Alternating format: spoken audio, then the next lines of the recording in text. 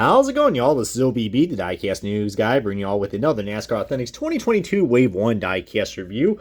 And you can get this wave and many more at your Walmarts, Targets, Myers, and also Cracker Barrels. So, heck, that's always a blessing right there. Glad to see the Cracker Barrel waves are still rocking and rolling. But I believe they are $7 now, so they're a little bit more in price, which I don't think it's worth it because you don't get the beautiful packaging, which I'm about to showcase right here. And this could be a Diecast review for the fans out there who are a fan of this driver. This is going to be for y'all. This is William Byron's 2021 Homestead 400 race win, Axalta Chevrolet Camaro Z01 1LE for Hendrick Motorsports. Beautiful packaging design they've got right here with the race winner card. It's a free card, so can't get enough of that, especially living in a world where, not really much stuff is free. That's pretty cool, but there's the newly configured packaging we got right there for the 2022 Authentics line, which, it's starting to grow on to me, but I still prefer last year's, but it is what it is. I love the trading card, though. Glad it's not sticker. I mean, we got race version on the bottom. I didn't even point that out before, but yeah, there is. I think that this race version is going to be very overlooked at, considering it's not as crazy as all these other ones that have like a lot of scuffs and confetti, especially that Blaney car. Stay tuned for that because I will be doing a review on that thing very soon. But without further ado, and enough of me just jibber-jabbing, let's get on to the Diecast review and the unboxing of William Byron's 2021 Axalta Homestead Race Winner. And alrighty guys, we got this Diecast out boxing. Before we get started on this Diecast review, you guys know what time it is. Every time we do these NASCAR Authentics reviews, let's look at the free trading card that comes with this. And you see right there, we got a nice, very excited and very enthusiastic William Byron. Well, at least, I don't know. I can't tell who shows more enthusiasm in their interviews. Chase Elliott, Alex Bowman, or William Byron. Kyle Larson, he's Kyle Larson. So, but anyways, enough of me talk about the Hendrick drivers. I know you guys can't get enough of those guys. Really cool race winner right here. We got, nothing too crazy to say about that, but one little detail I do like is that they added the blue right there for, the Axalta paint scheme, which is pretty cool. Which I actually must say, when the Axalta paint scheme first came out, which by the way, I did do if you guys don't like race win diecast, then don't worry. Here's a little suggestion video for y'all. I did review like last year or so when it came out. It was like one of the first 2021 diecasts that was out, the original Axalta car. That's non-raced, so if you guys want to watch that, then feel free to click on that. I'll probably suggest it in this video. But there's the race winner card and all the other details. You guys want to see that, so go and pause the video. But yeah, William Byron, 102 laps he led. Man, he absolutely just dominated this race. Definitely a lot more of a dominant win compared to his Daytona win. But back to the diecast, so we're going to move the cat hair all the way right there. Man, a little PSA announcement. Always make sure to make sure your reviewing station is free of cat hair. But heck, that's what I get for having two long-haired cats. But anyways, enough of me talking about my damn pussy cats. Let's get on to the diecast. And let me tell you what, man, this is it's definitely, I must say, it's definitely, I think I said in the introduction, it's definitely be very overlooked at because, if you don't really look at the details on this, you're probably going to miss out on it as more freaking cat hair is. My God, I need like a freaking lint roller or something when I do these reviews because I know people don't want to see that shit. But, these reviews you never know what's going to happen in these reviews. Which, by the way, I appreciate you guys' turnout on these latest reviews. The numbers have been going up lately, so I appreciate you guys' support on that. You guys are the reason why I love doing this stuff. But, yeah, you see right there, I think we're going to go ahead and look at the closer details on this because I know you guys want to see this. So let's do a nice little nice zoom in. Well, wow, that zoom in was actually a lot more clear than, Fox's camera angles. Shots fired. But one thing that definitely looks like it's going to be fired, is that a fucking fly? What is that? Oh, no, that is a paint chip that is inside of the interior. So $5 quality control. Well, I'm sorry, $6 quality control because I picked this up at Target because they actually stock stuff for once compared to Wally World.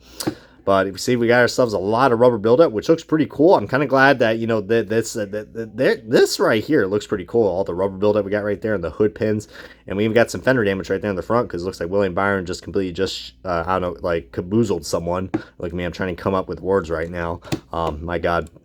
But, yeah, really, really nice looking, guys. And the front end actually doesn't look too wonky and jonky. But, yeah, I like the matte finish on this, too, where the black is. It's nice and matty. Looks really cool. No, not like Matty D, but you know what I mean. But, very sharp looking paint scheme, guys. The black is nice matte and the Saint finish. And then you got the glossy decals for Axalta. This paint scheme is really starting to grow on to me, guys. I don't really like his next-gen 2022 car because, because of the number placement. I think that paint scheme didn't really didn't really go too well, but I've got used to it. But man, when this paint scheme first came out, a lot of people were very divisive. Be like, oh my god, they got rid of the that they got not red. Well, this is supposed to be the modern Rainbow Warrior, as Fox Sports said. But this was, a very divisive paint scheme at first, but I think it quickly grew on to people, especially when Byron took this thing in victory lane in his second Cup win, which, let me tell you what, man, this was the season that William Byron kind of needed, considering that, his previous 3 seasons weren't really that impressive stat-wise. But you know what was the key reason why I think William Byron's kind of struggling? The crew chief. I hate to say that. I mean, Shaq and Nelson and him, had something going on, but they were not going to mimic what he did with Jimmy Johnson. They just weren't. They were trying, but just something was working. So then for 2021, they decided to do a nice little crew chief change, and they decided to took someone from who had nice history with William Byron back in his Camping World Truck Series days. Which, by the way, I think William Byron still should have won that championship, but it is what it is. Bell was able to get that done in 2016, but hey, that's the playoffs, man. But Rudy Fugle ended up becoming the crew chief for William Byron, and boy, did it freaking deliver, guys. Homestead was the 3rd race, so if you guys are, if you guys were a Floridian, you guys, I mean, my God, I mean, I wish I lived in Florida that did last year, man, because the first 3 races were at freaking, Florida, man. I mean, Daytona 500, the Daytona Road Course, and Homestead. That feels like a fever dream. But then again, I think a lot of people's wallets are definitely dry after running those 3. I mean, going to 3 race weekends in a row, sounds expensive, but sounds like a damn good dream. One thing that doesn't look like a good dream, though, is we do got some more quality issues right here. It looks like the wrapping right here on the decals, it's like crinkled, and I'm not even going to touch it because I don't want another Chase Briscoe incident, which you guys saw my next review on that. I literally touched the damn thing and it just fell apart because these things are some brittle SOBs. But some more rubber buildup right there. You can barely see the white Goodyear logo, but the rubber buildup looks really nice. I mean, with these bright colors, you can really see the details. Nice little dirty 24. We got like some tape right there underneath where the jack goes. And we got some more. I mean, yeah, just look how bad that freaking crack is right there. My lord, never thought I would see cracks on a diecast. No sexual puns intended, but and they see right there we got the details right there for the window, which I believe that's how the window is supposed to look like. But the diecast mold is a little more shorter. That or just it'd be too expensive for Lionel to create a whole new mold, which pretty doesn't much make sense anymore, considering we're in the new generation or the current generation for 2022. Some more rubber buildup right there where the AX is, Liberty University. Yeah, that's quite a controversial sponsor. All right, but let me tell you what, man. After William Byron, and you guys probably wondering what are all these white specks right here. Well, I looked at the render, and that's actually what the diecast actually looks like. But I do see a big quality issue. What the hell happened here? It looks like, I don't know, it kind of looks like some dried up decal or something that just got shriveled up, I think, in the shrinking process or however they apply these things. Yikes, yikes, yikes, yikes. That does not look good at all. In fact, that looks quite disgusting. I don't know. I guess diecast spoilers are getting this thing's really growing mold, for Christ's sakes. But if you look pretty closely, guys, there is detail right there where you see right there where those rivets are on that spoiler. Pretty cool detail we got right there for a 1/64 scale car, even though we got some really bad bubbling issues. But hey, Lionel quality control at its finest. More Axalta logos right there. And this side, sponsor-wise, should be the same as the other, but we do got, that's a paint chip right there. That's a freaking paint chip. Oh, gee whiz. We knew we were going to have more paint chips and more paint cracking right there. Luckily, William Byron's name is still pretty legible. Some more rivets right there in the sheet metal. Those are some nice details. Just wish the quality control was a little bit better, but, we can't get nice things. That looks pretty wonky, though. But, yeah, it's pretty nice. I will say that. NASCAR race car logo is a little butchered up and a little smidge of red right there. I still can't believe there's a paint chip beside the freaking...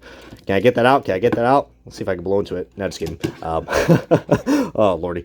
That's definitely going to be taken out of context. But yeah, let's go ahead and start the side-by-side comparison of his original Axalta car, just in case I'm not bullshitting you guys that this thing actually has details. Look at the details, guys. Now, I know the Axalta logo looks like it definitely shrunk and it's seen better days, but that's how it was in the actual car, considering that, they got to open up the hood, so it is pretty accurate to that. But, yeah, I see right there. I mean, definitely one's clean, one's pretty much, it looks like it was raced at Homestead, so you can't go wrong with that. But I always love doing these side-by-side comparisons because you just to see the small differences, because people are going to be like, whoa, it's the same car, I don't really want to get it. Well, if you're a big William Byron fan, I suggest you get both because, I mean, it's William Byron's second win and his first win with Rudy Fugle.